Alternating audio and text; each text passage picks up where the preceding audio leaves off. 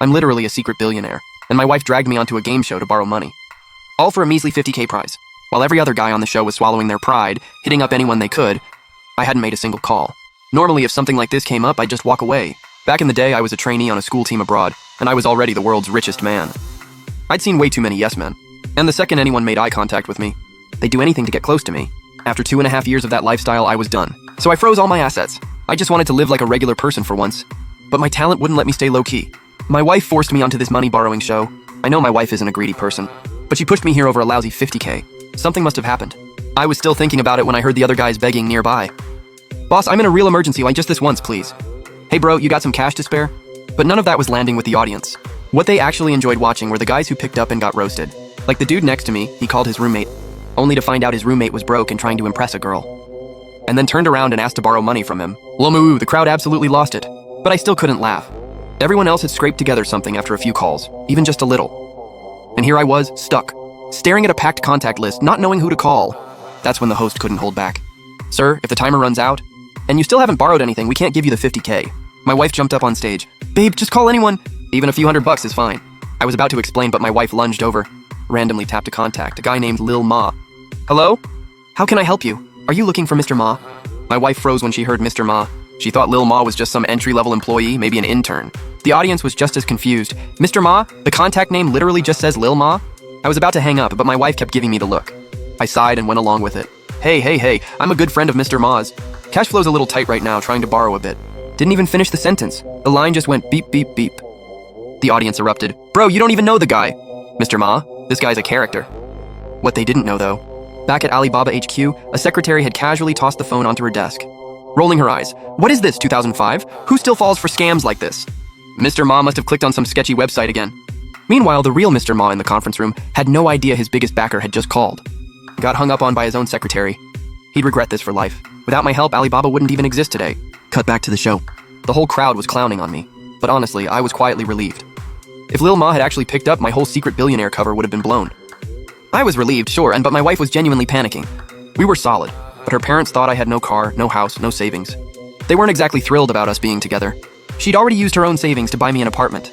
Now she just needed 50K for a car. Once I had wheels and a place, her parents couldn't say anything. Realizing I was useless, she stopped waiting on me, grabbed her phone and started making calls herself. By this point, everyone else had already borrowed something. The lowest was 300K. I glanced at her screen. She was calling someone labeled brother. I was just as curious as the audience when would this work?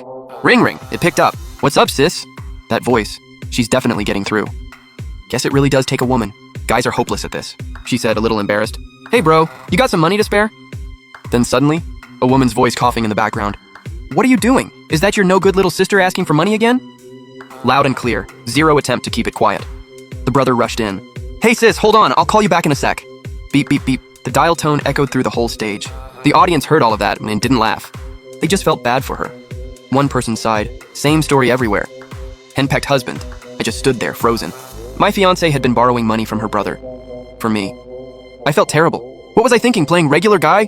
All I'd done was make her life harder. She borrowed from her brother just to buy me a home. She never let her parents meet me because she thought I was broke. So her parents already assumed I was just some freeloader. And now I'd even put a strain on her brother's marriage. She was now the center of attention on the whole stage. The audience watched her go red and looked down at the floor. She was still going, trying to call more people. She just wanted that money. Get the 50K, buy her husband a car. Then let me walk through her parents' front door with my head held high. After that, she even called her own parents.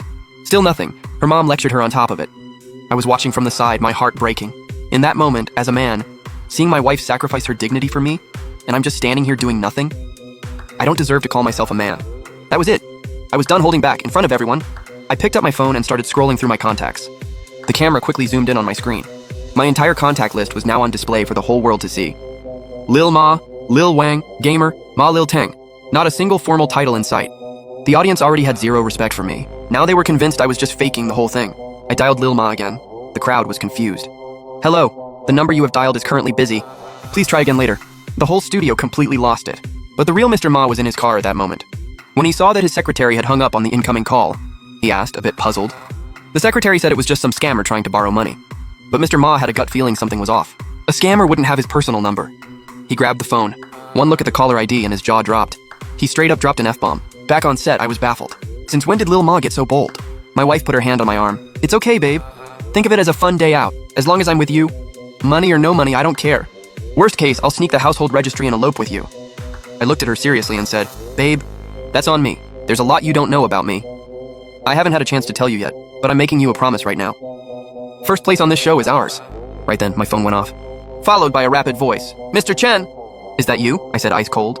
I don't have time to talk about what just happened. Transfer some money right now, immediately. If I don't see it hit in 3 minutes, you know what happens. How much do you need? Hearing my tone, the voice on the other end was trembling. Just a little is fine. I hung up, clean. The audience was lost. What kind of borrowing is this? You're borrowing money, but you're the one giving orders? This dude's got nothing going for him. Good actor, though. Sounds like he's on the phone with the CEO of Alibaba or something. But on the other end, Mr. Ma had completely panicked. He rushed his secretary to wire the money. She asked how much. He said, just a little. Wait, someone with his status would never say just a little.